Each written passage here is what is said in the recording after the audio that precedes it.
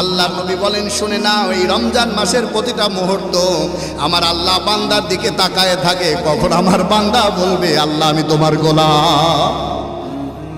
আল্লাহর কাছে বলবে, আল্লাহ এই দুনিয়ায় কোনো মানুষের স্বার্থের দিকে তাকায় না, এই দুনিয়ার কোনো মানুষের দিকে চিন্তা করে না। আল্লাহ আমি জানি 11টা মাস আমি গুনাহ করেছি, আমার মতো পাপী আর কেউ নাই। ওগো আল্লাহ, আমি জানি আমার কাছে তোমার চাইতে আপনও কেউ নাই। রব্বুল আলামিন গুনার দিকে তাকায় দেখি জাহান্নামের আগুন আমার দিকে দাউ দাউ করে ছুটে আসতেছে। আল্লাহ পাক রব্বুল আলামিন ডাক দিয়ে বলে, বান্দা যখন রোজা রেখে ইফতারি সামনে নিয়ে এই চিন্তাগুলো করে, আমি আল্লাহ ফেরেশতাদেরকে বলি আমার বান্দার গুনাহ মাফ করে দিলাম। বলেন সুবহানাল্লাহ। আল্লাহর বান্দারা, এই মুহূর্তটা রমজান ছাড়া অন্য সময় এত গুরুত্ব আমার আল্লাহ দেয় না।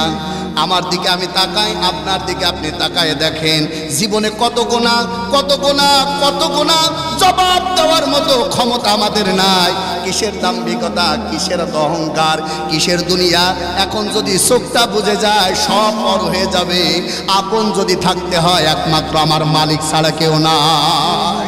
মালিক ডাক দেয়, ও বান্দারা, রমজান দিয়েছি তোরে মাফ করার জন্য। বান্দা রমজান দিয়েছি তোর গুনাহগুলো মাফ করার জন্য। বান্দা রমজান দিয়েছি তোরে জান্নাতে নেওয়ার জন্য। তারপরেও আমার শত শতবার এই ডাকে যারা সাড়া দিল না, আমি ওদেরকে আমার বান্দা হিসেবে গণনা করি না। আল্লাহর বান্দারা, আল্লাহর গোলামেরা বান্দা যদি হতে চান, এখন থেকে ইস্তেগফার করে চিন্তা করেন, আমার জীবনে যতটুকু মুহূর্ত আছে আমি আর একটা রোজাও কাজা করব না। যখন আমার বান্দা ইফতারি সামনে নিয়ে আল্লাহকে আল্লাহ বলে ডাক দেয়, এই জন্য নবী বলেন, ইফতারি সামনে নিয়ে গল্প নয়, দুনিয়াবি কথাবার্তা নাই। কিচ্ছু যদি নাও পারো তাহলে চোখটা বন্ধ করে কি যা পারো তাই পারো, আর আল্লাহর কাছে বলো, রব্বানা